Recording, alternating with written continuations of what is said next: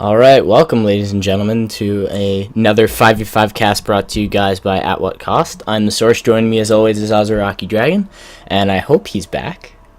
I am. Sweet. Yeah, I went to get some water real quick. All I right. realized that was probably an important part of casting. Totally. Do you remember how many jugs of water I went through when we were at the Kineticon tournament? You and me both. That was crazy. I think you drank like an entire 20-pack of tiny little Poland Springs waters. Maybe not that much, but it was pretty close. I think I ended up refilling some at the water fountain as well because those were colder. Yeah. So, hope everyone's doing okay. Think that this needs to be noted. This is likely to be one of the last casts done in this fashion. Waystone has, thank the gods, announced the spectator mode that we don't know when it's coming out, but we know it's happening. Oh, no, casting mode. Casting mode, which I've been begging for. I know Azaraki has been too, to save us from what I am forced to do to produce these events for us. Yeah, so hopefully you guys will still be able to see us cast any of the other tournaments if we get asked to cast them. We certainly will.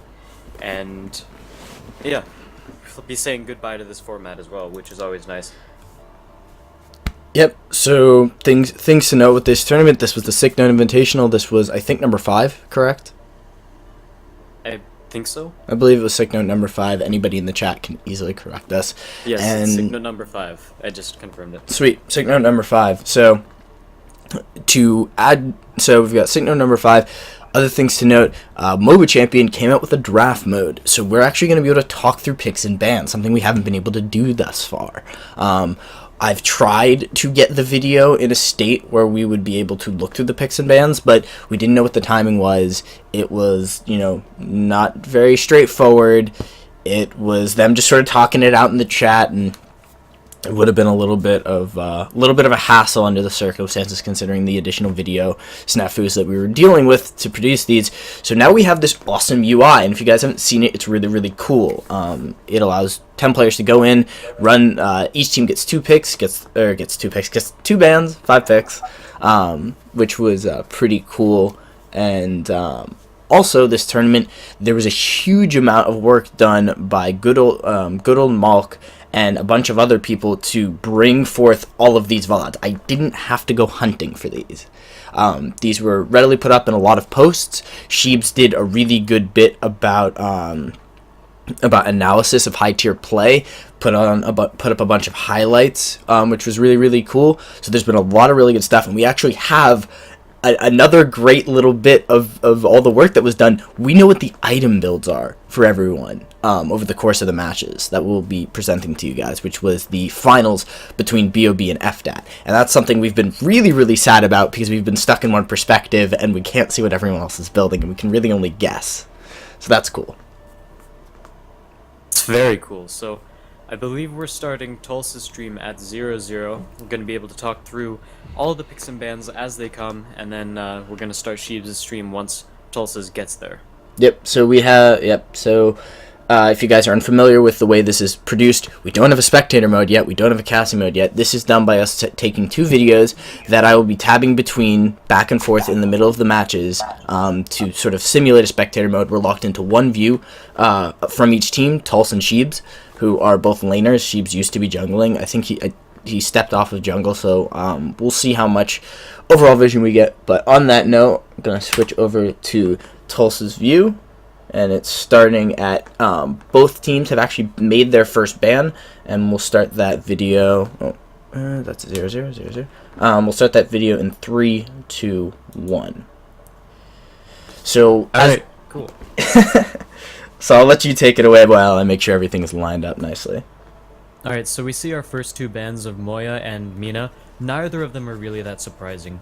We talked about, sorry, not Moya, Dibs. Why do I keep calling him Moya? We're still doing it. They're both small fuzzy creatures, but yes, the first 2 Shapers ban will be Dibs and Mina, neither of them very surprising. Dibs, as we said before, offers that global map pressure that's really, really powerful, and on top of that, he gives his entire team a free power boost with his ultimate, so that's very important. And on top of that, if you want to use your ultimate to get to the fight, it also buffs them. Like, that buff and that global utility movement are both in the same thing. On top of that, he's got a pretty powerful lane, considering that anyone he procs Nightmare on will be able to get extra damage whenever someone from his own team hits that person. So that's a very strong ban. And Mina, as well, super strong shaper, good in almost any situation, really.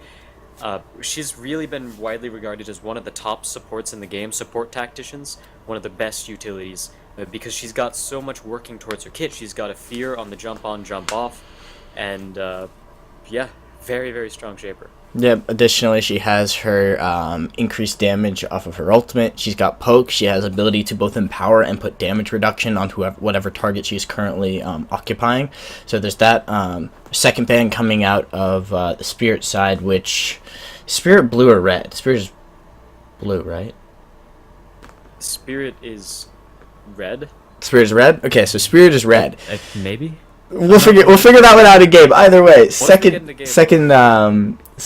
ban for the Spirit side is going to be Cerulean, a very, very strong shaper in organized play. You don't see him as much in solo queue because of his weaknesses. One, he can't harass properly as a tactician unless you have a lot of support. He can't play Predator unless you have a lot of support, which is one of the roles he absolutely thrives in. So it's very, very good to have him in competitive play where you can organize, set up those plays, and make very good use of the dive flip combo. On the other side, we have Mara coming out, widely considered one of the most overpowered tanks in the game. She's got essentially free health scaling throughout the entire game. Throw a little percentage health on there and she becomes absolutely, a walking freaking tree. She just can't be destroyed. It takes a lot of effort to take her down. She's got additionally great CC, stun on her ultimate, the mini stun off of her snare, slow. She's just an absolute menace in team fights. Now on to our first two picks. On Mortal side, we have Basco and Viana. Basco obviously been pretty scary for a while. Yeah, Basco, I can definitely see why they first picked it. If Basco gets rolling in the early game, there's really nothing that can stop them until everyone is at full max build 6 items. Because if Basco gets an item advantage on anyone, he is going to be doing a ton of damage, and he's going to be fairly tanky to boot. Even though most people don't really build him full tank, they build him sort of bruisery, he can still end up tanking out quite a bit, especially if he gets his W off on multiple people, because that's going to give him a constant shield gain as the fight progresses, so long as people stay chained to him. And I think Basco can 6 chain people. So 3 times yes. the 2 chain? Yes, three times the 2 chains. That is how much of a man he is. Yes. Who needs 2 chains? He's got 6. Then we also have Viana as the other pick. She's very, very good for sustain. A lot of lockdown. Probably a nice combo to set up with Viana ultimate suppression into Basco. There's a lot of nice pick potential there. Yes, so, and on the other side we see that the BOB is going for King of Masks, Renzo, and Kagen, which so far we're already seeing 2 fairly tanky tanks and a King of Masks. So they've already got their entire utility lined up right there. I think the other 2 picks are generally going to be the carry picks, because we generally don't see King of Masks play Gladiator. Normally he's really good in the Tactician role. He can get the Tactician bonus pretty much always, because his the tentacle ability that he has is really long range, and it also makes sure it targets a shaper before it targets anything else, as long as the shaper's within its range. So he's going to be able to proc the Tactician bonus very well, really good source of income for him, and he's just got so much utility that he can make Tactician work. He can secure kills for his Gladiator, and he can also make sure that people don't try to kill the Gladiator too much, because he's got a decent amount of disengage as well. If he dashes and then uses his eggs, he gets a fear. An AoE fear, so that's really powerful if anyone were to try to gank him or engage on whichever Gladiator they decide to choose. So I think overall their last 2 picks are going to be Gladiators, and we're going to see Kagen jungle. Yep. As the other tactician, we have the very, very strong and very, very dangerous Renzo, who people forget exactly how effective Renzo can be. He's got a guaranteed stun on his E. He has a very strong knockup. He's got a healing shield. So that's a lot of very strong utility. It's also probably one of the strongest pick spells in the game, just like you're stunned. Nobody else has that right now. No one else has your, like, Taric Dazzle. Used to be very, very strong in League of Legends because it was just a guaranteed stun. There was nothing you could do about it. It was going to follow you. Renzo has the same potential. It also allows him to harass very, very strong in lane. It can irritate AD carries a lot, messing up their farm. It can even slow down, it's very strong for slowing down mages. A lot of the mages in this game aren't particularly mobile outside of maybe one skill, and once that's down, they're fairly vulnerable unless they've picked up Blink or another escape summoner.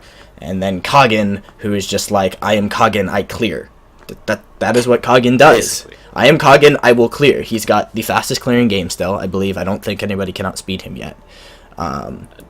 Basco's come close. Basco's are close. Quite Kagen levels. No, because Kagen also gets additional damage for every sand stack he has when he Qs someone. When he uses his Q, which is an AoE damage around him, he gets increased damage. I think it's about 10 at level 1. I don't know if it scales. I can't remember. Every time he uses the ability. So that just allows him to exponentially clear just faster and faster and faster. On the other side... For FDAT, they're going to pick up Nisa and Zeri next. Now, Zeri is definitely the odd one out in these picks so far. Nisa, very strong AD carry all around. She's got her own haste bonus, which is going to allow her to keep spamming auto attacks, which is a very strong steroid that as we like to call it, in any game, and especially Dawngate, if you consider that most AD carries don't really have much of a steroid. If you think about, say, what's her name? Michaela, she doesn't have a really big steroid. She has extra damage on 3 attacks. That's fairly good. It procs on crits as well, so that's pretty good. But it's not Nisa level. It's not to the point where she gets free attack speed, free movement speed, free a lot of things really. And she's also got a pretty good kit for bullying in the early game with the branching boomerang. And on the other side, not on the other side, but on the other hand, we also have Zeri. I feel like Zeri is going to be more of an early game pick for them. Zeri's late game consists of giving other people your stats. Unless you build damage Zeri. Unless you are damage Zeri, in which the Chaos Potency build, which I would suggest not running as often, and I don't think that they're going to. I actually think I know how this Zeri is going to be built, after watching a couple of people stream. Just doesn't do as much it used to be damage as any other tactician. It used to be. Yeah, it used to be destructive. They ended up nerfing Chaos. This is true. They nerfed a bunch of items that were really good on her, and so now she can't be an instant burst shaper anymore. The fact that she can instant cast a silence is really good, much like Soraka. If any of you have played League of Legends, she's got the instant cast silence, which is very strong, especially again in lane. And if she uses it right in teamfights, that could also be very strong, but I'm really curious to see how that pick will work. And now on the other side, BOB is going to pick up Varion and Amaranth. Wow, those are really, really fast picks. So Varion, Amaranth. Varion, very strong AD carry, highly mobile, similar to playing Ezreal out of League of Legends. He's got really strong damage. He's got a lot of good bullying early damage. Because that Celerity Shell will pierce through everything, it gives him a huge boost. And I think there's a little bit of video lag out. I'm actually going to pause for just a second, guys. We're at 10 seconds into game, and I think that there's an editing snafu with Sheebs' side of the video. So we're just going to wait till Sheebs gets 10 seconds into game and yep. Pause it there. Exactly what I'm going to do. I think I got offset by... I knew there were a couple of small... Okay, I have it set to 9 seconds in, so I'm going to start Tulsa in 3, 2, 1, and then start... no, I did it wrong. Okay, I'm going to start Sheeves, who will go out to 13 seconds, and boom. Now we're synced, and should be good to go. So let me know when you're synced out. Until then, I will handle everything solo. So we are into game. We have BOB down on the bottom side, FDAT up on the top side. So it was Mortal is blue, Spirit is red, and we have we have both teams heading up towards the top side of the map. FDAT has decided to move all the way around the backside of near the top side money pigs, whereas BOB is sneaking through the lane bushes. 5-man invades, both going for the opposite side, but they do see the Nisa squirrel. That is going to alert them that they have made their way, or at least Nisa has, into their side of the jungle, and now BOB is setting up to reset the engage. We have FDAT coming over the side. They have to be very, very careful about this positioning. Oh man, I don't know who's gonna face check it first. Looks like McScragg's gonna walk forward, is gonna walk right into the bush, and it's gonna be a lot of damage down on McScragg. They are gonna pop out a tailwind. He's taking a lot of damage. Sheebs has eaten a fair bit of the front line, but had that Basco shield, and Sheebs is actually in the jungle this time. He's actually switched back into jungle. I thought he was still playing lane, and that is gonna be advantage towards FDAT, who've managed to make a successful invade and should be taking away this resilience buff. Meanwhile, we have McScragg from BOB moving over to take his haste. There's still a lot of members from FDAT up in this top side of the jungle. I think BOB is going to have to be careful about what Basco might do to them coming out of that side of the jungle at about level 3. Yeah, Basco has some really good early ganking power, and part of that comes from the fact that he has really good gap closer before he hits level 6. And when you see someone like Koggin, the only thing he can really do is run up to you but until he hits level 6, in which case he can hook you towards him. But outside of that, you can generally kite him out, you can dash away from him. Koggin has a little bit of extra counterplay there, but for Basco, his is sort of the opposite side. He doesn't really have too much CC until he hits level 6. He's got a little bit, but it's certainly not enough to basically bring him to the aspect of Koggin. But he does have gap closer, so it's a little bit of a different differential right there. We might be seeing an early ganks by Basco, but we'll have to see what he decides to do in the jungle, and also what he decides to go for. He went for his Q third, which I think this means he's going to go in. In comes the tailwind. Basco still chasing forward, doesn't manage to get off the stun, so that is going to be, I think, a disengage as they managed to turn, and there was that celerity shell. It turned and hit Viana for a fair bit of damage on the initial engage, but I did mention that level 3. That was probably one of Basco's best spiking times with both the resilience and the power. And I don't know if that many people know this, and I don't remember if Gassy talked about this, but I don't know what Basco's passive is right now. I'm assuming it's armor because he has the armor, but the fact that buffs will affect what your passive is on Basco really throws me off. So I'm assuming it would have been resilience, and that's why they went for such an aggressive play, because had he jumped on there, he would have had a lot of tank stats. Yeah, armor really helps in early engagements, and part of that is because people's skills just don't do enough damage yet, and a lot of your damage in any early gank is going to come from auto attacks. Auto attacks are basically the standard for damage in the early game. King of Masks abilities are going to be doing about 200 or 300 each, but when they're on cooldown, he's left to auto attack. Same with everyone else, and on top of that, Ferris already relies on auto attacks fairly often, so going for...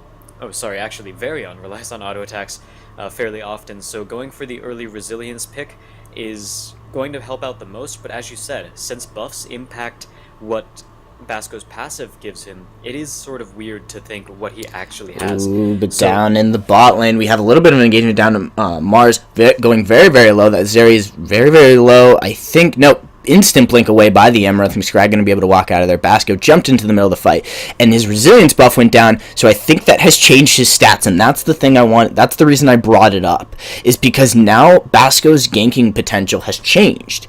He's going to possibly, and I don't know what his numbers are right now, but he may get a different bonus on that passive instantly on top of the Renzo. Doesn't manage to get off the stun, has to move away because they were moving too far under the tower, and that'll be Sheebs backing off the engagement. Meanwhile, up in the top lane, we have a lot of pressure coming out of 50 Shades of Alpha. That Varion pushing Ferris under the tower, and Ferris hasn't really been able to be his assassin-y self. No, and part of that is also the early game of Ferris. Right now, all he's really going to be able to do is poke out with the little spinning hologram that he has. It's going to be doing a little bit of damage, and he's also got some auto attacks, but past that, he's not really going to be able to poke in at all against this top lane for BOB, because if he decides to go in and try to use anything within melee range, Calm is going to lock him down, no doubt. As we said before, King of Masks, he's got an AoE fear if he dashes and uses his eggs, or not an AoE but a single target snare if he dashes and uses his Q. So both of those can really disengage someone like Ferris if he decides to go in for some plays in terms of the melee range.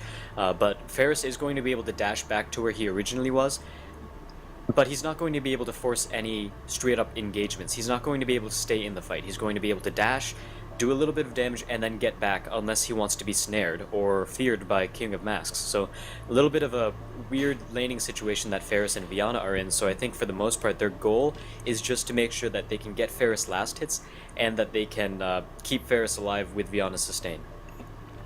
Yeah, and we also see Tulse on that King of Masks is actually maxing eggs for sort of the AoE clear, so they just don't want to give Ferris the chance to sort of push up and roam. That'd be pretty scary to have Ferris be roaming over on top of an Amaranth and a Renzo. Renzo has, again, a lot of good peel, but Amaranth really only has one escape, and if they decided to dive her, got her low enough, Ferris has a lot of really strong sticking potential. A little bit of damage there onto Viana. She's actually taken 3 basic attacks plus the Celerity Shell out of that Varion, so she's going to have to back up, either let some regen run or be able to land a Q. There's a Q that she's going to be able to get a little bit of health back. We see Sheebs has backed and gone for the early Pride? Pride. Yes, it's Pride. Pride goes into Glory, and we'll see if Sheebs can lock onto a target, because despite that very, very strong invade, he hasn't been able to make too much use out of the fact that he stole a buff away from Kogan, and I think Kogan has cleared up that level of disparity by just farming and farming. Yeah, they're both level 6. And they are both level 6 now, so we might be seeing a little bit of extra jungle action happening, especially from Kogan. Kogan's level 6 is extremely strong, and once he full clears the jungle and hits level 6, that's when we usually see him start ganking. So McScrag actually going to pick up the power buff over here on the top side of the map, and he doesn't look like he's going to try to force a gank. Obviously, FDAT knows where he is, so he's just going to go for the buff steal. And if we look over on the other side of the map, there's the suppression down onto Tulse. He's taking a lot of damage. King of Mass has to dash away and blink away, but the ultimate out of Ferris is going to help them pick up first blood. And now looking onto this Viana, she's very, very low. Sheebs is going to go back in, thinks about it, but now McScraggs is here. Kogan doing what he can, slowing Sheebs down. Basco very, very escapable. Should be able to walk away. The hook doesn't land, and that is going to be FDAT picking up first blood, a 1-for-0. 1-for-0 trade right there. Really good first blood pickup for FDAT, and part of that was just unexpected power that FDAT hit with the level 6 power spike. Ferris ended up doing a ton of damage in that engagement, something that BOB maybe didn't quite know he had.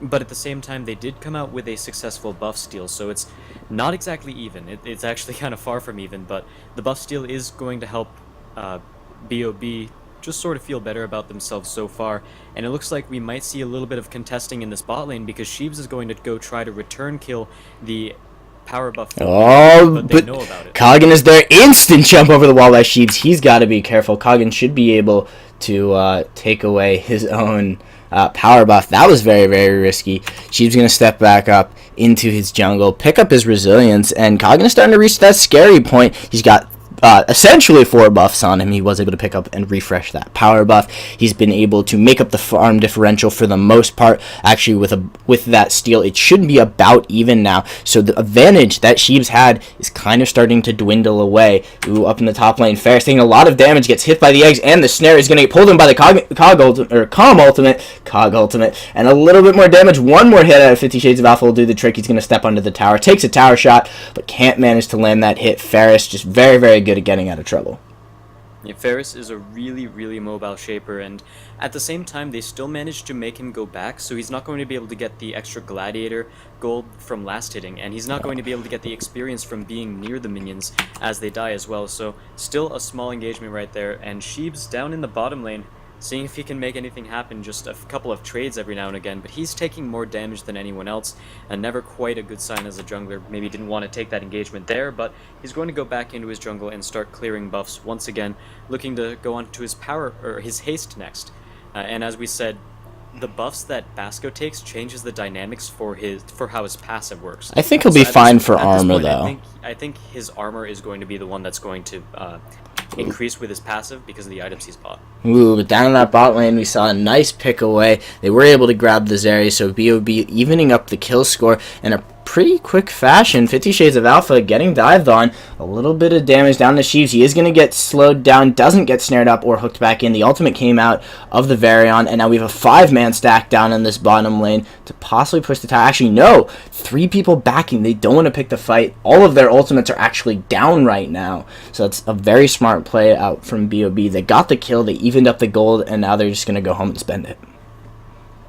They're just going to go home at this point, and we keep talking, whenever we watch BOB, we talk about how well their rotations are, and that's really showing in this game as well, because they all quickly rotated down towards the bottom lane to make sure that they picked up that extra kill, and they got a little bit of extra sieging done on the tower as well, so it's a really good rotation on BOB, and they've always been really good at this. And on top of that, if you look at their team comp, it sort of lends itself to that as well. Renzo is really good for catching people out on the rotation because, as you said in the picks and bans phase, Renzo has the stun that's basically guaranteed to hit. Unless you dispel or blitz it, it's going to be hitting you. And ooh, a little bit of action down the bottom side of the map. Zeri is going to make it out, but not without taking a ton of poke damage. And going back on the rotations, Amaranth, really, really good burst mage. She's got so much damage that she can also full to zero someone really well. Oh, but 50 Shades of Alpha has been caught up by the Basco. You never want to be 1v1 against the Basco. In comes the Ferris ultimate plus the spin. Sheebs is going to pick up that kill, and that is going to be 2 kills over to the side, or another kill over to the side of FDAT. Small advantage is going on in this game. No one's able to pick up, more than 1 kill off of a single play. That's exactly what I'm seeing as well. And Tulsa at this point, let's see what items he's picked up. Prosperity, fairly standard item for any tactician, and that's going to give him a little bit of extra tankiness going into the mid game, and it's overall a really good item, especially on utility supports, because they're going to be wanting to stay alive. That's really one of the big goals of utility supports, is stay alive so that they can get their cooldowns back up and make sure that they can keep forcing CC. Yep, so we see Sheeb stealing away these money pigs. A little bit of pressure down onto this top tower. Tulsa needs to be careful. I'd say probably everybody on. Man, come on, somebody tab so I can see roughly where we are in item build so I can check the list. So we do have the item build list. We may just talk about that at the end of the game. Sheeb's taking his power. This time Koggin isn't over there to nab it away, and a little bit of pressure out of... actually down in the bottom lane. They are going to pick up the kill, and they instantly tab away from it. They pick up another kill onto the Zeri. Yes, another kill goes down onto Zeri. It was the Amaranth who picked up that one, and that was a quick kill and a quick tab away before I could get there. Yeah, unfortunately, neither player was really watching that play down in the bot lane, so we weren't able to catch the action on camera. However, we talk about BOB's rotations again. All 4 of them, except for Tulsa, are down in the bottom lane. They were able to rotate over there, pick up a kill, and pick up a tower afterwards. And Tulsa's still sort of pushing the top lane as well. We'll see if he can force anyone else to go towards the top lane in terms of FDAT, but it looks like they're just going to back off. They want to play it safe because Para is about to hit that level, stage 2 Para phase, where people are going to start getting power buffs and health regen buffs when they take Para. So I think that shot was just an accident in terms of 50 Shades of Alpha shooting Para. And yeah, they're going to back off of it, but both teams want to make sure they're careful. They don't want to give up too much control, because if they do, then that gives a free Para over to the other team. And a stage 2 Para, as soon as it hits stage 2, is a pretty big power spike. Yeah, we saw Ferris hopping over the wall trying to do a little bit of damage. We actually have a lot of members from FDAT over in this side of the jungle. They're currently securing a resilience buff. Tulsa really the only member from his team still on this side of the map. Everyone else has backed and bought, and he's just sort of playing scout because Com's fairly good shaper for getting himself out of trouble. He's got a snare, he's got a fear, he's got a slow, he has a dash. There's really just a lot of ways for him to not be getting caught. And I think... is the stream still running for you? I saw a click on the dashboard that told me that we'd popped offline. Here, let me check. And I'm also getting people saying that... I think they're talking about my mic, but... Yeah, you're roboting a little bit. Yeah, that's unfortunately nothing I can do about it. It's either our voice program or my internet. Either one of them is a possibility, considering that I don't know.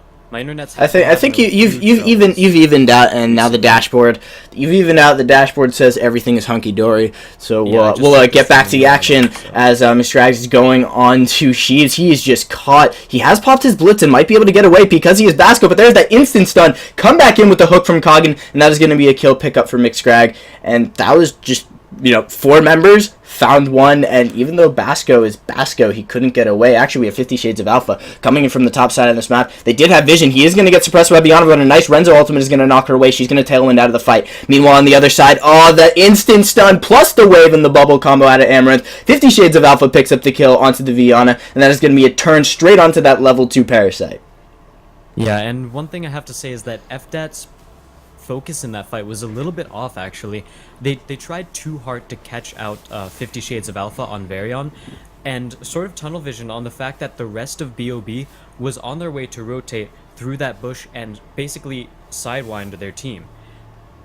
They weren't quite aware of that, and the fact that they spent so much effort, especially on Viana's blink suppression, to try to lock down 50 Shades of Alpha, that they didn't realize that the rest of BOB's team was going to cut them off and split them up as soon as that fight started. So FDAT should try a little bit harder to stay together, and their focus...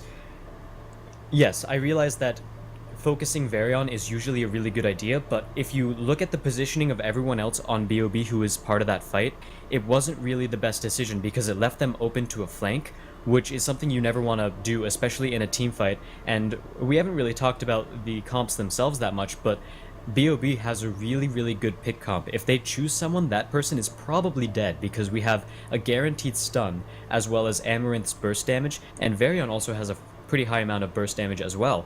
So they've got a comp that really lends itself to picking a target, bursting them down, and at the same time Coggin and Calm can delay everyone else from trying to collapse on whoever they're trying to target, or they can also be added like secondary sources of CC that are going to be able to continue to lock down people and make sure that they win the rest of the fight.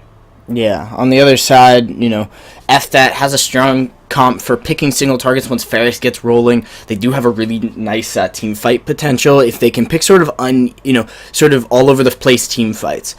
BOB is really good in corridors. They've got the Amaranth, they've got pretty much all of Amaranth spells, which are pretty much a straight line, Varion spells, which are a straight line, Coggin, who has his hook, Renzo, who has his ultimate. Those are really, really good in small places. If FDAT can pick fights in sort of more open areas, get them spread out, make use of the fact that Basco can move around and beat on everyone, Ferris can pop in and out of the fight and, pick a single target, that's where they're really going to be able to start to turn the game around. Meanwhile, in the bottom side, that's a nice calm ultimate into the Amaranth wave. The bubble is actually onto the Nisa, but they should pick up the kill onto Viana. Actually, Ferris coming in from the side, doing a lot of damage, has the ultimate down on both targets, picks up 1 kill. Can he get the second? I think Amaranth is going to go down. She's looking for the dash. Actually, Ferris is going to miss one of those spells. He's going to get hit by the bubble. He needs to be careful. Amaranth may be able to do enough damage. Nope, comes in the Zeri ultimate. He walks up, basic attack, and that's going to be another kill going over to the side of FDAT.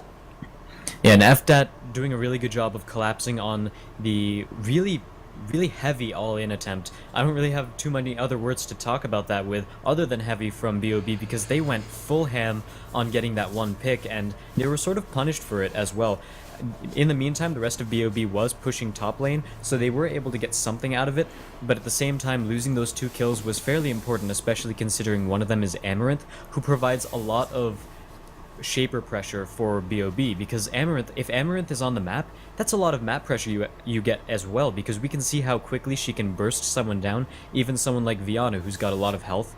And so having that threat off of the map really helps FDAT feel a little bit more comfortable. They're going to be able to take Spirit Wells, and we already saw they took that bottom lane Spirit Well on the side of BOB, so plays like that is what's going to help FDAT get into the game, and as you said before, they want to be team fighting in open spaces where they have enough space to roam and where they don't get hit by all of the big AoE abilities of BOB, because if Amaranth's wave hits multiple people, that's way too much damage, and your team certainly does not want to be tanking that, and it's much easier to get hit by skills like that if you're in tight enclosed spaces. But BOB's forcing a fight at the Spirit Well, and we'll see if they're going to be able to get out into the open or if they're going to try to or if they're going to be clumped. Oh, they may be clumping up here. Double tailwind, one out of each team. They should be able to get themselves a bit out of the fight. Shrek stepping very, very far forward. It gets a nice hook back in, and that is going to be 2 players going down. They're turning on. Can they pick up Sheebs? They will get Sheebs, and that is going to be 2 kills going over to the side. Actually, 3 kills going over to the side of BOB. They are now in a dangerous position. They're sneaking around the side of the turret. A nice chunk of damage is going to go down onto Tulse out of Ferris, but the Striders are here, and they should be able to start to pressure down onto this tower. Tulse is going to dash forward. It's going to get instantly silenced away. A nice fear combo. They are able to get the bubble down onto Ferris. He will be able to dash away, and it's actually going to be Zeri who's going to be the sacrificial lamb. She'll go down. 50 Shades of Alpha, adding another kill to his killing spree, and it looks like Koggin was chilling there with the Striders, beating on that tower. And that'll be another tower going over to the side of BOB. That is 4 kills, and that is a lot of Vim gain. They should be able to start to pressure onto these base turrets soon, or maybe just they're going to back up and spend some money. Also, Parasite should be coming up soon. I don't know what the timer is on that, but it seems like they do. And there it is. Parasite should be able to come up, and this one should be pretty much free for the side of BOB. And I would have liked to see a little bit more foresight on FDAT's part, because contesting that Spirit Well sort of it almost forces you into a bad position. The only way you could have known that is if you could think ahead of time and say, alright, this is going to end up putting us in a bad position, we shouldn't do it. But once you're already in that position, there's nothing you could do to save yourself from it. Because as we saw, Koggin's Blitz was able to make him position himself to the point where he could hook people in, and the entire force, the entire retreating force of FDAT ended up being clumped into those small corridors. And to be fair, small corridors are the only real way you can get to the Spirit Well. So contesting that Spirit Well was actually the biggest part of that play right there, and part of the reason why they weren't able to make anything happen, and the reason why they got multiple deaths on their team. So a little bit more foresight would have been cool to see on the side of FDAT, but they are by no means out of the game. They could certainly come back into the game at any time. They're going to have to play really carefully though, and as we said before, if they can force more picks like they had on Amaranth and King of Masks earlier, that really benefits them quite a bit. But they really just need to stop fighting fights in those small corridors in the jungle and start trying to take them in lane. Yeah, no, open areas is where they will thrive. All the members of BOB moving towards this top side of the map. They're rotating over there. They're looking for the picks here, but there are some there's a couple of danger pings. I think, yep, there's the instant tailwind, but a nice blink forward by Calm. He's going to lock down the Viana. Ferris has come to the middle of the fight, but has eaten a bubble. It looks like Amaranth will go down. Nice pickup by the Ferris, and Viana's still alive. She's going to get the Zeri ultimate on her, and she's still bidding away a number of members, is getting instantly stunned out by the Renzo, and that's going to be the kill going over to Tulse. So a 1-for-1, and at this point, that's pretty much in FDAT's favor. They can't, any kills they can get, any Vim they can get to sort of start spiking their carries a little further forward, and the kill went on to Ferris, which is exactly what they needed. So for the moment, not a bad situation. There is a Strider, actually 2 Striders coming up this wave. They may have to give up this tower and defend on the cores, but it looks like they're trying to go in. Sheeb's taking a little bit of damage, is going to get hit by that pain. Nice pain out of Calm is going to do a lot of damage. The hook is going to miss, but they should still be able to pick up the kill on the Sheeb's. He's going to keep on running. He's going to go down. Meanwhile, 50 Shades of Alpha is looking for his next kill. They're going to get the stun down onto the Nisa. She'll get away, and a lot of damage coming out of the Ferris. He's able to burst a lot of them down, got off a nice spinning blades through a number of members, and they should be able to defend off, only losing that tower, and should be able to start farming up more Strider gold. Guardian also did quite a bit of damage with that big minefield that it placed down, so those two things combined are going to force BOB out of the base, but it looks like they're going to continue to try to siege. They might be waiting to bait this out. Yeah, but all the members of BOB are fairly low. Zeri sneaking around from the side bush is going to poke at them a little bit. They should still be waiting for Sheebs. He's up in about 8 seconds.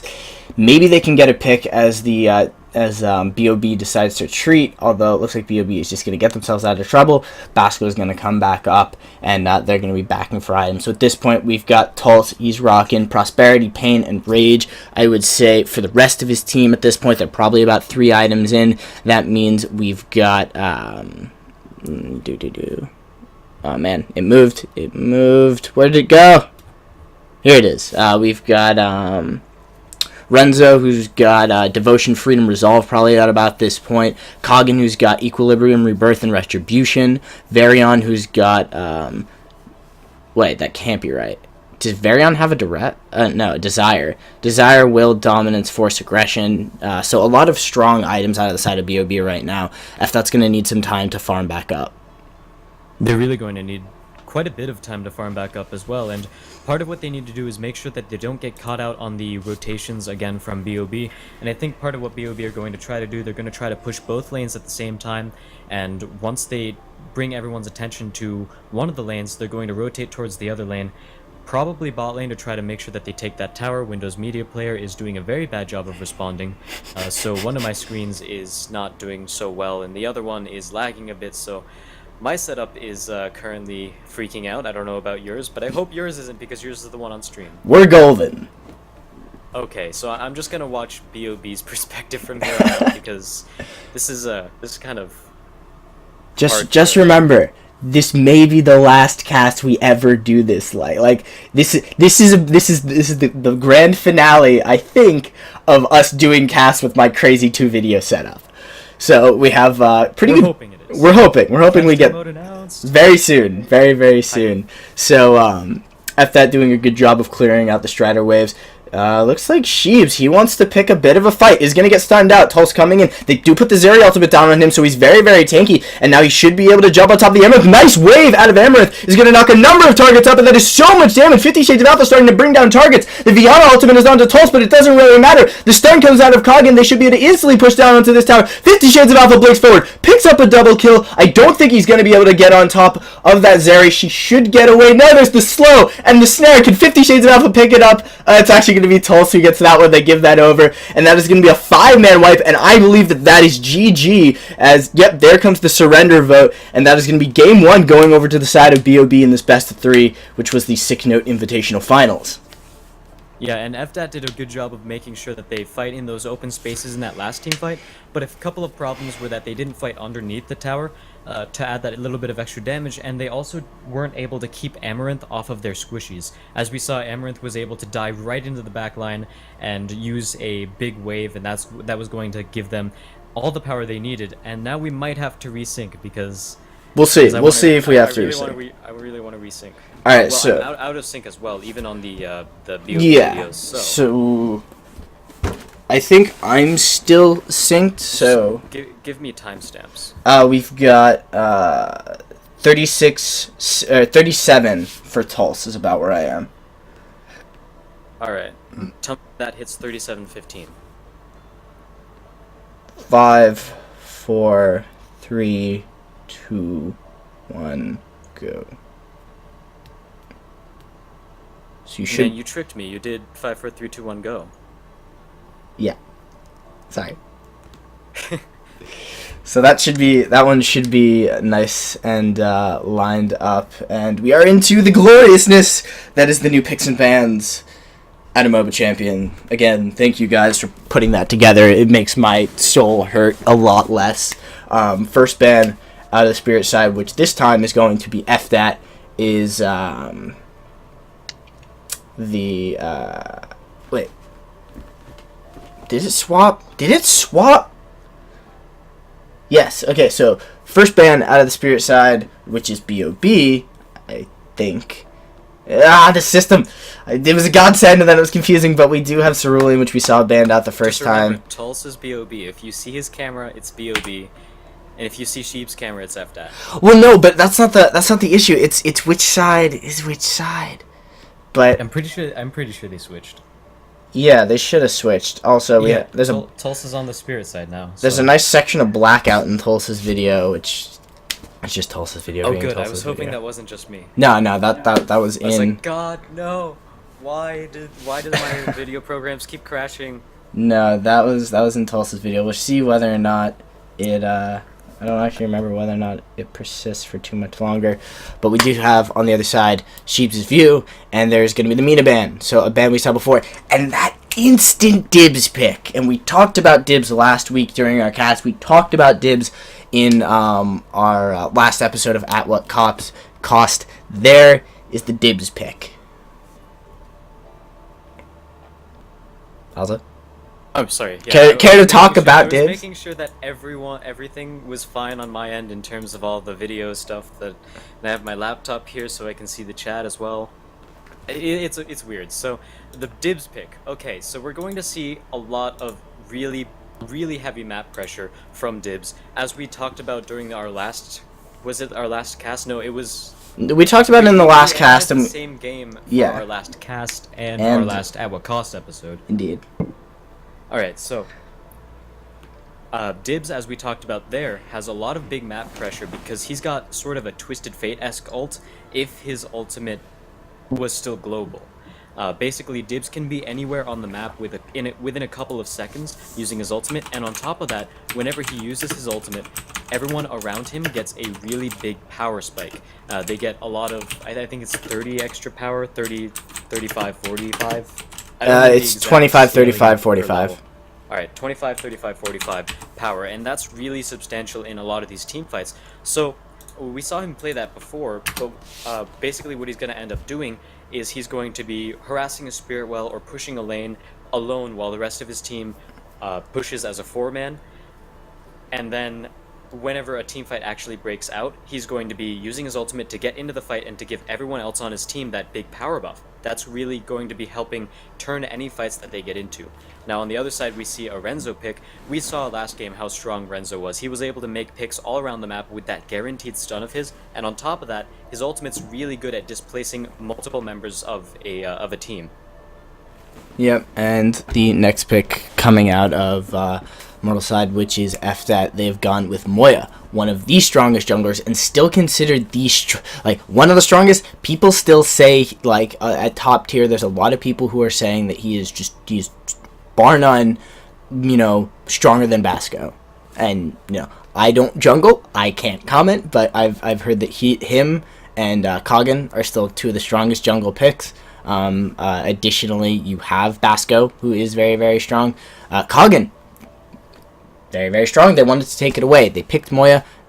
They banned Kagan. They want to try and force BOB onto one of the other possible junglers, possibly Salas, Petrus comes to mind. Salas, Petrus, who are two of the other very, very strong engagers. And there's also that Basco hype. King of Masks picked over by BOB. Tulsa really loves King of Masks. If you guys ever watch him stream, which you should, he plays a lot of King of Masks. He always maxes eggs, and he's a very, very strong and technical player on that Shaper, and it allows him to make use of the fact that King of Masks is probably the strongest control mage in the game. He has the greatest ability to kite, do CC, and damage all at the same time, and sort of just disrupt the team fight over and over and over and over.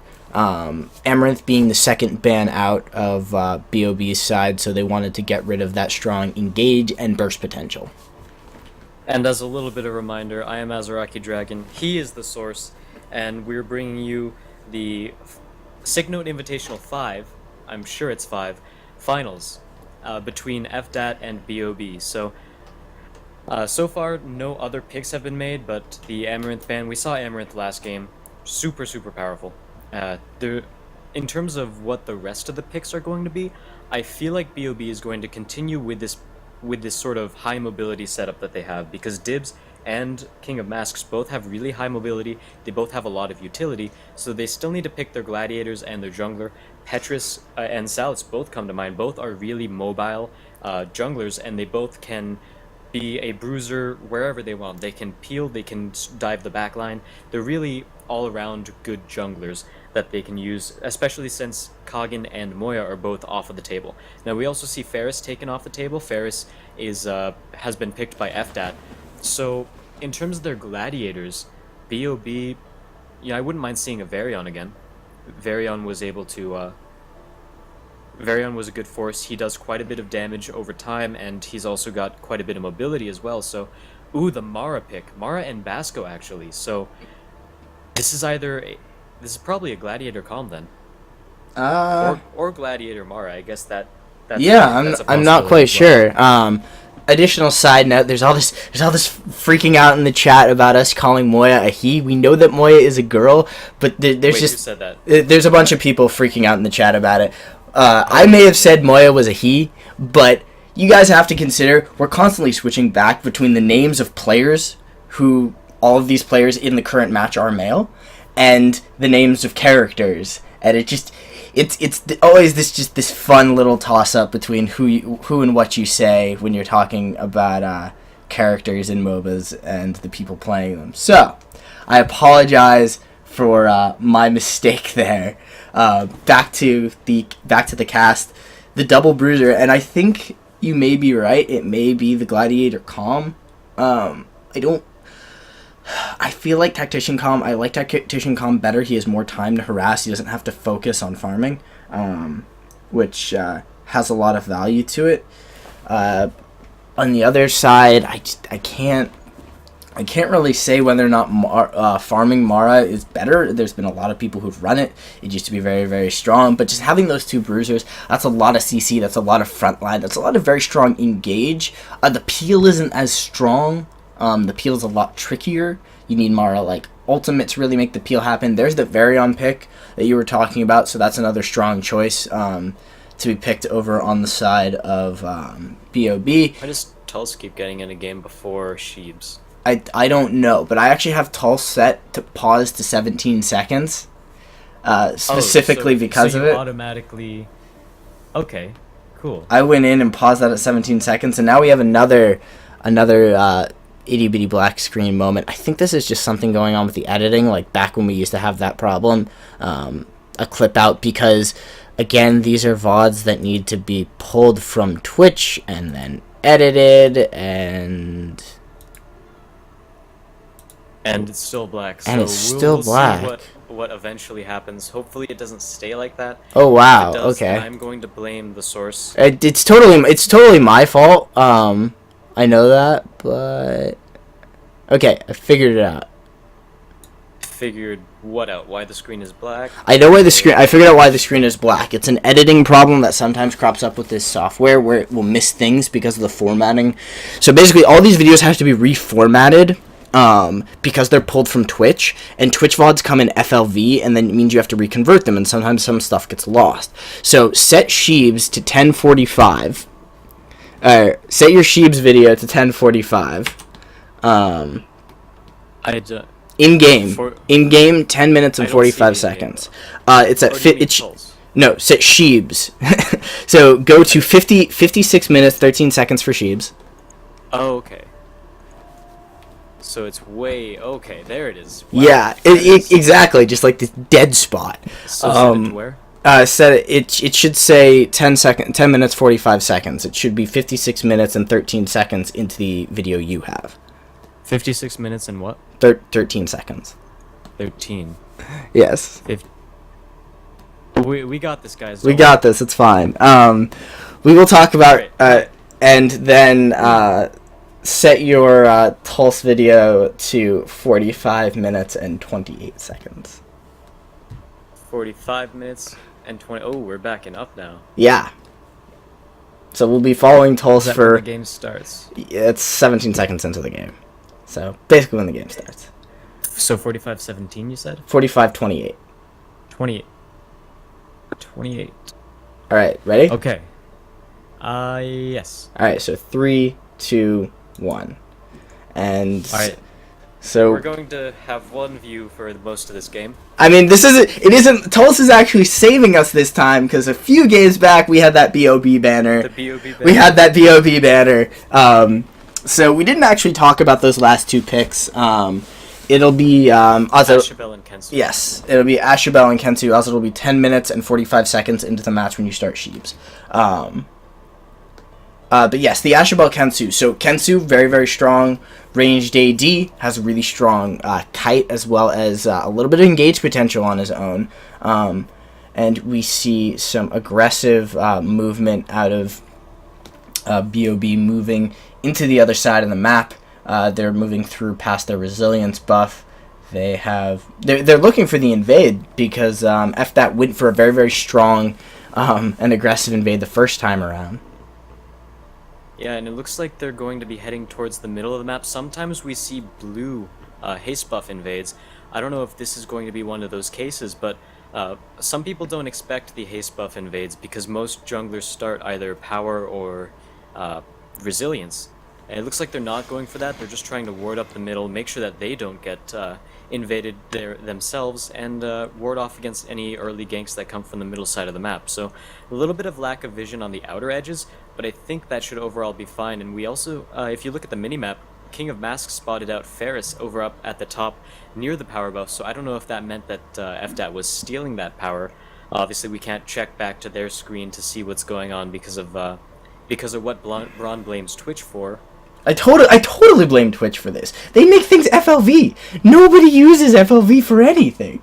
It's like the videos. It's the video format that like everybody hates using, but for some reason Twitch has decided that that's how they like to transcode their stuff. That aside, we have a nice invade. Mixgrag. Yes, coming out of Mixgrag, Yes. Going in for the invade is going to steal away that power buff. So that tells me that FDAT did steal the power buff in the top lane to call that play right there. So good reactions, and not going for the level 3 gank. I think for the most part, FDAT ended up suspecting that and just backed off a little bit, especially as Ashabel. Ashabel doesn't really have any mobilities. All of her mobility is going to come from the any of the spells she decides to take. I don't know what spell she took first, because obviously we can't see everyone. We can only see Tulsa's screen, so we don't know what spell she took, but I can only assume that it's a defensive spell. Possibly Tailwind, possibly Blink. We do have Tulsa on the dibs, and I should have remembered that it would be a farming King of Mass because we saw the dibs pick up, and Tulsa is BOB's big dibs player. We saw him in the in the last cast we had, which was DGSL, where he just went absolutely ham. Was just absolutely destructive. Built like prosperity and duress, and just nobody could get away from him. So we do have that 50 Shades of Alpha doing a good job of pushing up the wave, trying to keep his farm as far above Ashabel as possible, because Ashabel, once she gets to about mid game, once she gets either rushes out her chaos or gets a little bit of power, she farms very, very well. She can clear waves pretty much instantly. So keeping her push, keeping her under tower is probably one of the best ways to deny her any farm they really can. Actually, we have a gank coming from Sheepswell. He's going to get the stun down on the 50 Shades of Alpha. Instant prosperity get away. Out comes the Tailwind, and he's going to have to blink away. There was actually a drain on top of him. They've turned on to Tulsa. A little bit more damage. Oh, Ashabel doesn't have the Q, and that is going to be the disengage out of FDAT. Good pressure onto BOB. They almost had 2 kills there, and they forced the summoner spell, or not summoner spell, the spell out of 50 Shades of Alpha, so forcing him to blink back, and that'll give them a little bit of time. Sheebs coming in from the side is going to be able to get the stun out of 50 Shades of Alpha, and he will pick up the first blood. That is FDAT getting first blood again like they did in the last game. Let's see if they can get a little bit more pressure off this one. Yeah, they're going to have to try to pressure that first blood a little bit more. Tulsa's laughing in the bottom screen, so I don't know what he's exactly thinking about. Probably calling his teammate a scrub. But they did manage to get that extra rotate around.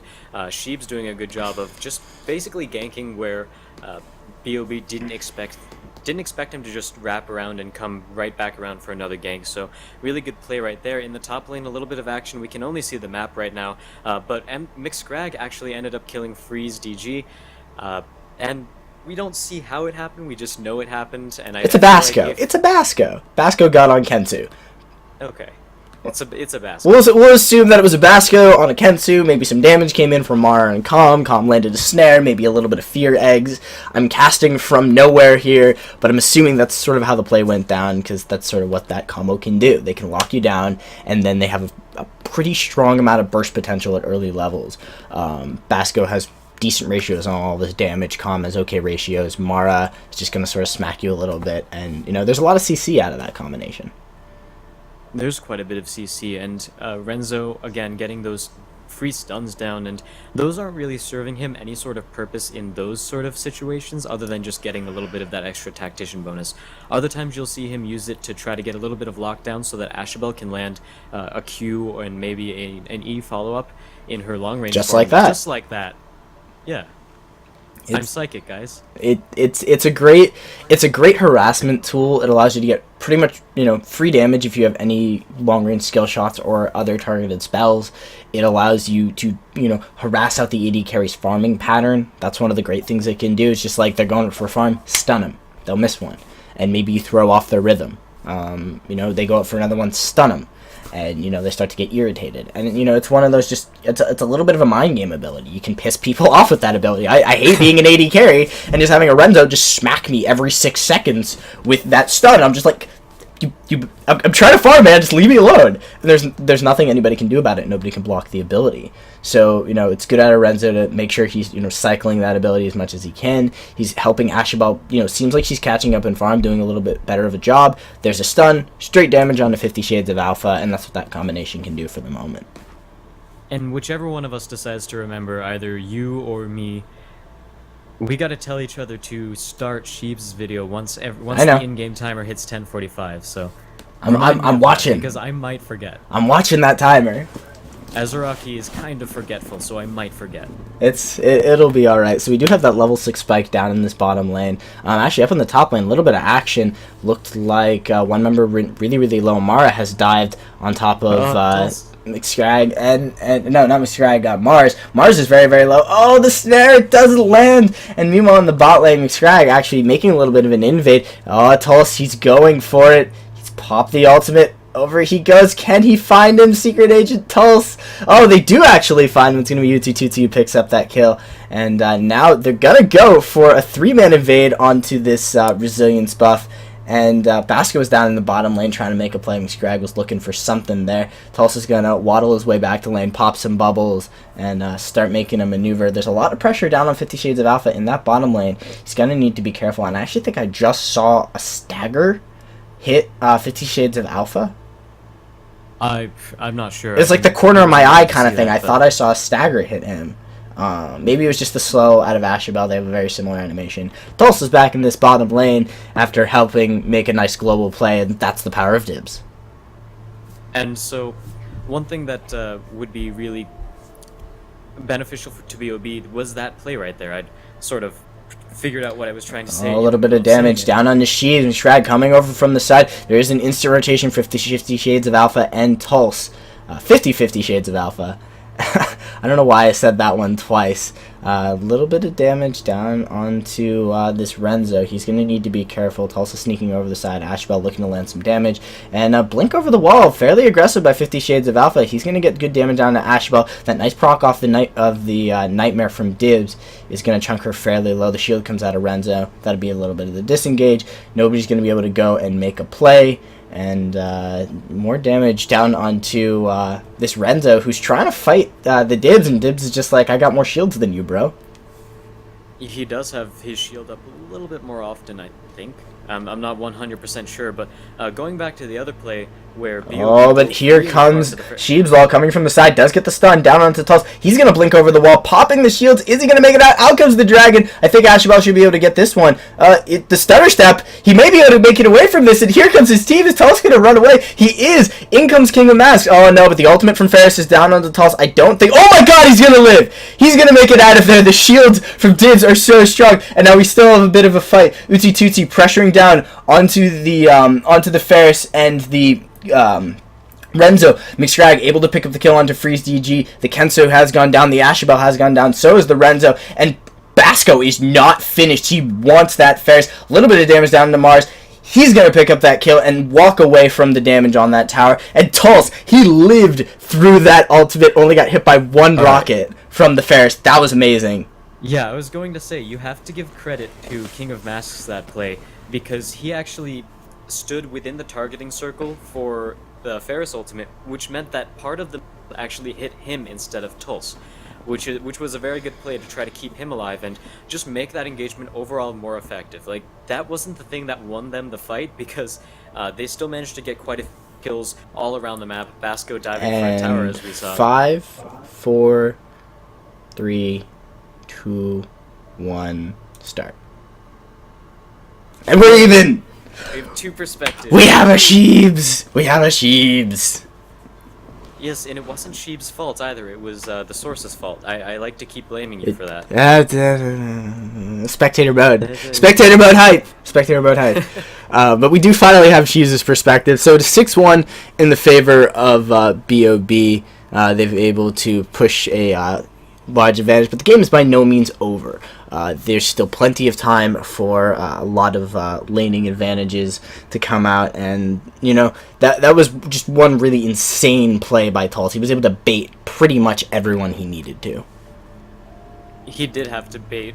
That is true. Now that but we do have a bit of a fight up in this top lane. Tulsa's ulting over. Mixrag was on top of that Kensu. Kensu's actually very, very low. They're going to need to be careful. Mixrag taking a couple of tower shots. Mara coming in from the side should be able to lock him down. That is going to be a kill picked over for Tulsa. Now Tulsa taking a lot of damage. The mortal wound is on him. He needs to get away. Ashabel was picked up in the middle of that as well. And again with the shield, Tulsa's able to stay alive. He just doesn't care. And Moya was able to grab Mixrag up in the air, but he's in the middle of 5, and there's just too many targets. Morris diving in the middle. He's going to go down. And now the nice ultimate out of the Basco. Can they pick up this Renzo a little bit more damage, and they do? That's a double kill. 11-1, and things have just spiraled out of control off of one play. FDAT spent so much time trying to dive onto Tulsa, and he stayed alive throughout the entire bit. You really have to take in account Dibs' shield when you make plays like that, and on top of that, everyone else from BOB was clumped right above Tulsa, so it was really sort of impossible to actually focus him without taking so much damage from everyone else. And as we saw, one person after another kept diving to try to kill Tulsa, and the entire time the rest of BOB was just killing him, and at that point, Tulsa just kept shielding himself, and I'm willing to call him the Houdini Dibs. Someone might be able to come up with a better name than... Well, we'll come up with a better name for Dibses who just keep on living. There's gotta be like some word. Dibs clearly never say die. For now we'll stick with that one. Houdini Dibs. No, just it's dead. It's dead. It's dead. I told you that you're the one making the jokes. I'm the one who's supposed to make the bad jokes. Just let me make the really bad jokes that you can ridicule me for. That's my job. You're supposed to be the smart one and tell me when I'm being a moron. You get to ridicule me once for free for that joke, okay? Alright. We do have a little bit of damage going down onto... Yep, actually, there's a GG call. So at that point, it looks like the morale broke from FDAT. They didn't want to keep playing. I think that's GG well played being called from all members. And unfortunately, that means that our cast is over, and it is going to be... BOB picking up the series 2-0 in the S1cknote 5 Invitational. A little depressing that we didn't get a full match, but that was the call out of FDAT. They didn't think they could keep going the match. They decided to end it early, and that was their prerogative. So that is all we have for the moment. Yeah, so we're gonna still hang around in Twitch chat for a little bit if you guys want to talk about the cast, ask questions. Azza? I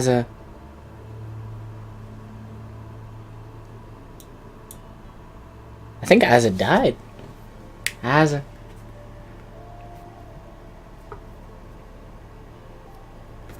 Okay.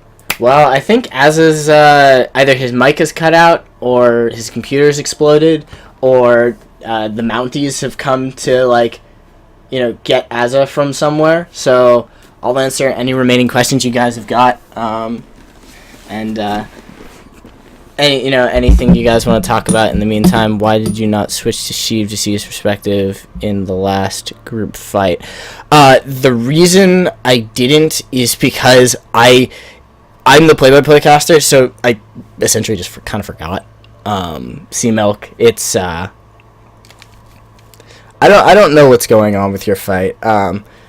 It was the only reason I didn't switch. The only reason I didn't switch back. Azza's back. So yeah, the only reason I didn't switch back over C-Mode was because I was focused on one, and the way I've had to do this essentially is I have to focus on a target. I've got two perspectives. I focus on one essentially until they die. So that you guys aren't watching from the other one who may be dead. It's it's not an exact science. It's kind of just a really screwy system we've thrown together so that we can cast. So that is why I didn't swap back over. I was just I was in the zone. I'm trying to play cast, and it takes a lot of focus to keep track of all the stuff I'm trying to say and not stumble over my words while toggling between the two. And that's why I'll wait until someone dies, because when someone dies, it's visual and the screen is changed, and I'm not trying to focus. My mic is 50 back. is trolling you. I Oh. just pressed a bunch of buttons and my mic suddenly started working. So Oh. I got trolled. Alright, I got trolled. Pretty easy, bud. But, I'm concerned. I'm concerned. I care for the fans. I care. Yeah, you got hardcore trolled there. I got pretty hardcore trolled. But yeah, so I think unless you guys have any, we are going to talk to the chat. we're gonna talk to. All right, we'll talk to the chat and we'll chill for a bit. I think our next plan is so Friday we get the reveal on a new shaper on bots, which is pretty cool, and on the caster mode, which obviously we're super excited about. So depending on when that's going to be released, which I'm thinking, if the reveal is this week, we'll see it with the next patch, which is going to be what, in maybe a week or two. yeah, something like that. I think the soonest we'll see it. Oh, sorry about that. Yeah, my mic does that sometimes. I think the soonest that we'll see it will be the next patch.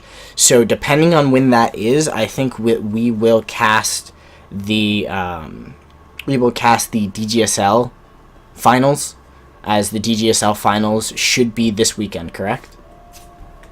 I don't know about that either. You do double checking subreddit if you anybody. do all that. I just correct you on everything and cast with you and make fun of you. Yep, that's the dealio. Oh wait, no, there's the. No, that's. You see, you were actually too bad to be in the band of baddies. I'm way too bad to be in the band of baddies. Like, that goes without even saying.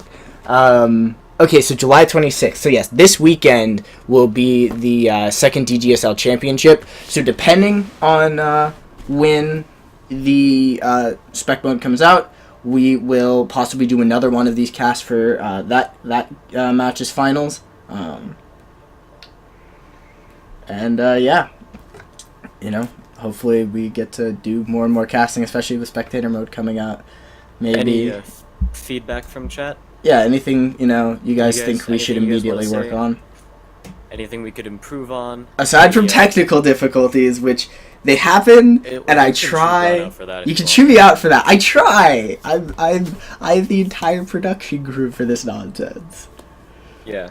So yeah, we're glad to hear any feedback, positive or negative. Just try to keep the negative ones constructive. Saying you guys suck, I hate you, isn't really that constructive. Yeah. If I'm bad, tell me why I'm bad. Yeah, you got to tell us why he's bad.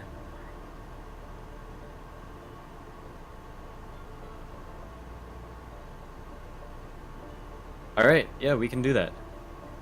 A lot of times we try to make things a little bit more lighthearted when we do stuff like that. Shut up, Hawkeye. Nobody likes you. Yeah. And when we talk about when we make a mistake and we go back and talk about it, part of that is just to keep everything a little bit more lighthearted. But if you guys think that's a little overbearing or if there's too much of that, then we'll gladly tone it down. So thanks for the feedback. Yeah, if you want us to be a little more. Hawkeye thinks we suck. Yep. Well, Hawkeye thinks we suck, but nobody listens. Yes, Moy is a girl. I remember.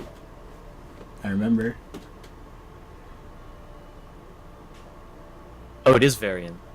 Okay. Varian. Okay. Varian. We got that.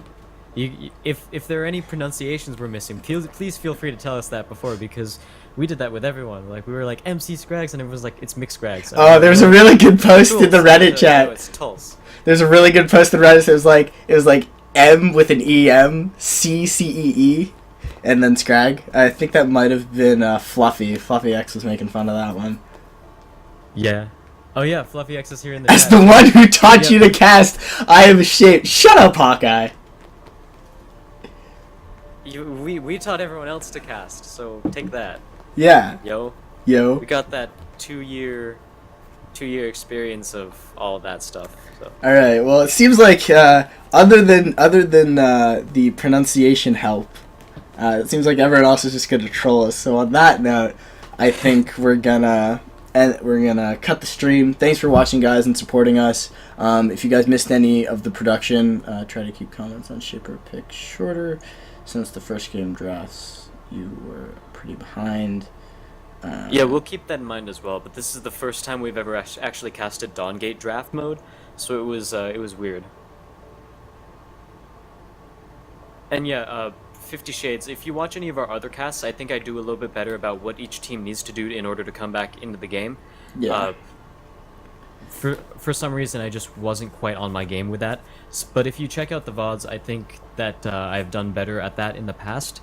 So hopefully I'll be able to fix it in the future as well. I'm not saying, oh, I did it better in the past, so I don't need to work on it. But I'm saying that I will definitely work on it, but you might find a little bit more enjoyment out of the casts we've already done. Yeah. Additionally, I have a lot less time to set up and talk to Azaraki and sort of be like, hey, what do you think they need to do for XYZ? Because I'm spending a lot of time focusing on the fact that I have 2 video screens and I'm simultaneously running a live production. So I think once we get casting mode, we'll be able to think less about producing the production and more about bringing you guys a better cast. But we appreciate the feedback. And we're glad we can bring you guys extra Dawngate content, extra casting content. We love the game. We've been casters for a while. We love casting, and yeah.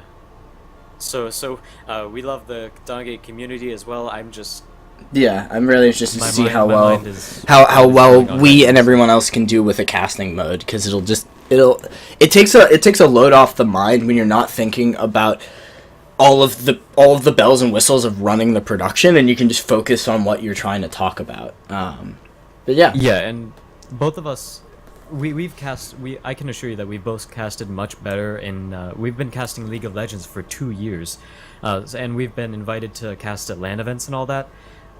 So we can do well with the spectator mode, but adding this new step of production stuff to worry about doesn't help. And on top of that, it sort of brings us out of our element when we can't look at whatever we want and we're forced to look at one of 2 perspectives, and we can't say look at all of the items or any of that stuff. So that's something I think I'm gonna copy paste all of these comments and go over them again later. But again, thank you guys for watching.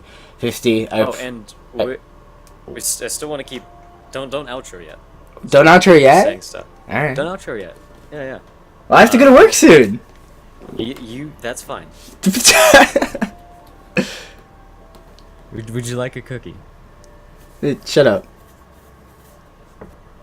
All right, yeah, because 50 Shades is still giving us advice. I'm reading the advice, and You're staying here for it. all right. And I also want to say, I don't know if casting mode is. I don't think it's going to have directed camera. I think it will. And it might, but if it does, then it might not be to the level of League of Legends directed camera. I don't know any of this. We'll figure out on the shape reveal. But I also have experience with observing, and I observed that Kineticon LAN that we casted as well. So I can make sure that we have the observing down if there's no directed camera, because a lot of people aren't used to actually observing, and that's something manually observing, and that's something that was a skill way back in the early days of NESL before directed camera was a thing. Or it was more when directed camera was bad. We had directed camera. Well, it was yeah. just bad. It was just really bad. You'd Yeah. be, Yeah, I think I'm not sure. I can see, because of what Waystone has done with producing their content, they've done a very good job of being slightly ahead of the curve on what needs to be put into things, but I don't know what the limitations are. I don't know. It'll be interesting to see. But yeah. So I do have to go to work. Don't worry about telling us stuff to improve on. We want to be the best casters we can. We want to make sure that you guys are enjoying the cast more than anything. And I'm cutting Braun off so that he can't go to work. But I have to go to work. Oh wow, Counter-Strike. That's some stuff. I'd love to get as much feedback from you as we can, because Counter-Strike casting, FPS casting is just really, really hard. It's also very different as well. Like, Counter-Strike Yeah. casting, play-by-play is so different because kills happen so quickly that you don't necessarily... The play-by-play doesn't necessarily stick with the fight the entire time and, talk really fast about it, because a lot of times in Counter-Strike there's just like a one-tap pick. And you can't really play-by-play that. You could just say, oh, he gets the one-tap pick. And that's about it. Alright, 50 Shades is giving me permission to go to work. So yes, I will post all of our contact stuff. If you guys have any more feedback to give us, you can tweet at us on our Twitters. I'll put that in chat while Braun does the outro, and I'll also put our email address in there. Yep, so if you guys have any comments, follow those links I was going to give you. Make sure you guys, if you're interested, show up for At What Cost on Sunday. I'm not sure what this week's episode is going to be. We may finally do that in-depth Basco episode we've been planning on doing. We may just do an overall episode about, other stuff. But, if you guys are new to Dawngate and you're in here, come check out At What Cost, where we talk about the base mechanics of the game. Otherwise, thank you for watching, guys. We appreciate the support, and we'll see you guys next time.